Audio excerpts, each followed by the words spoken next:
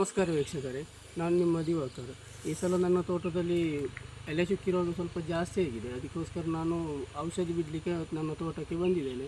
ಅಂದರೆ ಕಳೆದ ತಿಂಗಳು ಸುರಿಗೆ ಒಮ್ಮೆ ಸ್ಪ್ರೇ ಮಾಡಿದ್ದೇನೆ, ಅದೇನು ಪ್ರಯೋಜನ ಆಗಲಿಲ್ಲ. ಮತ್ತೆ ಅದು ಸ್ವಲ್ಪ ಜಾಸ್ತಿ ಕಾಣ್ತಾ ಉಂಟು. ಅದಕ್ಕೆ ನಾನು ಸೊಸೈಟಿಗೆ ಹೋಗಿ ಒಂದು ಹೊಸ ಮೆಡಿಸಿನ್ ತಂದಿದ್ದೇನೆ, ಅದನ್ನು ಸ್ಪ್ರೇ ಮಾಡುವಂತ ಬಂದಿದ್ದೇನೆ. ಕಳೆದ ಸಲ ಸ್ಪ್ರೇ ಮಾಡಲಿಕ್ಕೆ ನಾನು ಇದು ಸ್ಪ್ರೇ ಮಾಡುವ ಜನರನ್ನು ಕರೆದು ಮಾಡಿಸಿದೆ, ಅದರಲ್ಲಿ ನನಗೆ ಕೆಲಸ ಆಗಲಿಲ್ಲ. ಅದಕ್ಕೆ ನಾನು ಏನು ಮಾಡಿದ್ದೇನೆ ಅಂದರೆ ಒಂದು ಬ್ಯಾಕ್ ಪಂಪು ಸ್ಪ್ರೇ ಪಂಪು ಅಂತ ತಗೊಂಡಿದ್ದೇನೆ. ಅದು ಹೇಗಿದೆ ಅಂತ ನೋಡಿ. ಹೀಗಿದೆ ನೋಡಿ, ಹೀಗಿದೆ.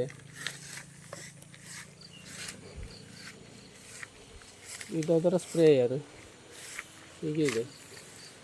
ಮತ್ತು ಇದು ಬ್ಯಾಟ್ರಿ ಆಪರೇಟೆಡ್ ಪಂಪು. ಅಂದರೆ ಒಂದು 2 ಗಂಟೆ ಚಾರ್ಜ್ ಇಡಬೇಕಾಗ್ತದೆ.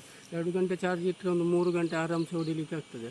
ಇದರಲ್ಲಿ ಕೈಯಲ್ಲಿ ಕೂಡ ಪಂಪ್ ಮಾಡ್ಬೋದು. ಬ್ಯಾಟ್ರಿ ಚಾರ್ಜ್ ಖಾಲಿ ಆಯಿತು ಅಂತ ಹೇಳಿದರೆ ನಿಲ್ಲಿಸಬೇಕಂತಿಲ್ಲ. ಇದಕ್ಕೆ ಒಂದು ಹ್ಯಾಂಡ್ಲ್ ಇದೆ.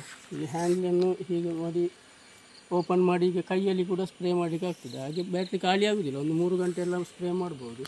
ಅಂದರೆ ಅದರಲ್ಲಿ ನೋಡಿ, ಹೀಗೆ ಒಂದು ಸ್ವಿಚ್ ಇದೆ. ಇಲ್ಲಿ ಸ್ವಿಚ್ ಆನ್ ಮಾಡಿದರೆ ಆಯಿತು. ಸ್ವಿಚ್ ಆನ್ ಮಾಡಿದರೆ ಆರಾಮ್ಸೆ ಅದು ಆನ್ ಆಗ್ತದೆ, ಸ್ಪ್ರೇ ಆಗ್ತಾ ಇರ್ತದೆ. ನಮಗೆ ಏನು ಕೆಲಸ ಇರೋದಿಲ್ಲ, ಸ್ಪ್ರೇ ಮಾಡ್ಕೊಂಡು ಹೋದರೆ ಆಯಿತು. ಅಂದರೆ ಇದು ಒಂದು 250 ಗಿಡಕ್ಕೆ ಆರಾಮ್ಸೆ ಹೊಡಿಲಿಕ್ಕೆ ಆಗ್ತದೆ, ಸ್ಪ್ರೇ ಮಾಡಲಿಕ್ಕೆ ಆಗ್ತದೆ. ಅಂದರೆ ಒಂದು ಗಂಟೆಯಲ್ಲಿ, ಒಂದು 2 ಗಂಟೆಯಲ್ಲಿ ಎಲ್ಲ ಮುಗೀತದೆ.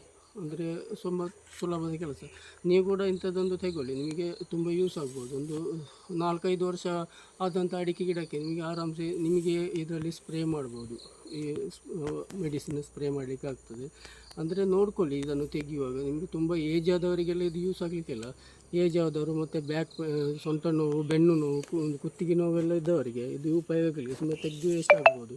ಅದನ್ನು ನೋಡಿಕೊಂಡು ಮಾಡಿ. ಮತ್ತು ಸ್ಪ್ರೇ ಮಾಡುವಾಗ ಆದಷ್ಟು ಪ್ರಿಕಾಷನ್ಸ್ ಏನಿದೆ ಅದನ್ನು ನೋಡಿಕೊಂಡು ಮಾಡಿ. ನೋಡಿ, ಇದರಲ್ಲಿ ನಾನು ಸ್ಪ್ರೇ ಮಾಡಿ ಒಮ್ಮೆ ತೋರಿಸ್ತೇನೆ. ನೋಡಿ, ಇಲ್ಲಿ ಬ್ಯಾಟ್ರಿ ಆನ್ ಮಾಡಿದ್ದೇನೆ. ನೋಡಿ, ಆನ್ ಆಯಿತು. ನೋಡಿ, ಇವಾಗ ಸ್ಪ್ರೇ ಮಾಡಲಿಕ್ಕೆ ಸ್ಟಾರ್ಟ್ ಮಾಡೋದು.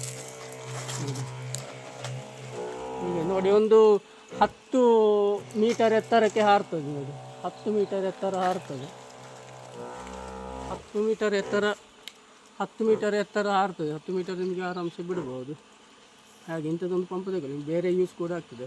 ನಿಮ್ಮ ಮನೆಯಲ್ಲಿ ಇದು ಹೂವಿನ ಗಿಡಕ್ಕೆಲ್ಲ ಸ್ಪ್ರೇ ಮಾಡಲಿಕ್ಕೆ ಆಗ್ತದೆ. ತುಂಬ ಸ್ಪ್ರೇ ಮಾಡುವಂಥದ್ದು ಬೇರೆ ಬೇರೆ ಸಿಗ್ತದೆ.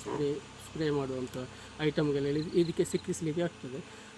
ಹೀಗೆ ಇದನ್ನು ತಗೊಳ್ಳಿ, ನಿಮಗೆ ಯೂಸ್ ಆಗ್ಬೋದು ಅಂತ ಹೇಳ್ತಾ ಇದ್ದೇನೆ. ವಿಡಿಯೋ ನೋಡಿದ್ದಕ್ಕೆ ನಿಮಗೆ ಧನ್ಯವಾದಗಳು. ಹಾಗೆ ಹೊಸ ವೀಡಿಯೋಗಳೊಂದಿಗೆ ನಾನು ಬರ್ತಾ ಇರ್ತೇನೆ. ನನ್ನ ಈ ವಿಡಿಯೋವನ್ನು ಶೇರ್ ಮಾಡಿ, ಲೈಕ್ ಮಾಡಿ. ಹಾಗೆ ನನ್ನದೊಂದು ದಿವಾಕರ ನಾಯ್ಕ್ ವ್ಲಾಗ್ಸ್ ಅಂತ ಒಂದು ಯೂಟ್ಯೂಬಲ್ಲಿ ಚಾನೆಲ್ ಇದೆ. ಅದರಲ್ಲಿ ಹೀಗೆ ಕೃಷಿಯದ್ದು ವಿಡಿಯೋ ಹಾಕ್ತಾ ಇರ್ತೇನೆ. ಅದನ್ನು ಸಬ್ಸ್ಕ್ರೈಬ್ ಮಾಡಿ ನನಗೆ ಸಪೋರ್ಟ್ ಮಾಡಿ ಅಂತ ಕೇಳ್ತಾ ಇದ್ದೇನೆ. ಧನ್ಯವಾದಗಳು.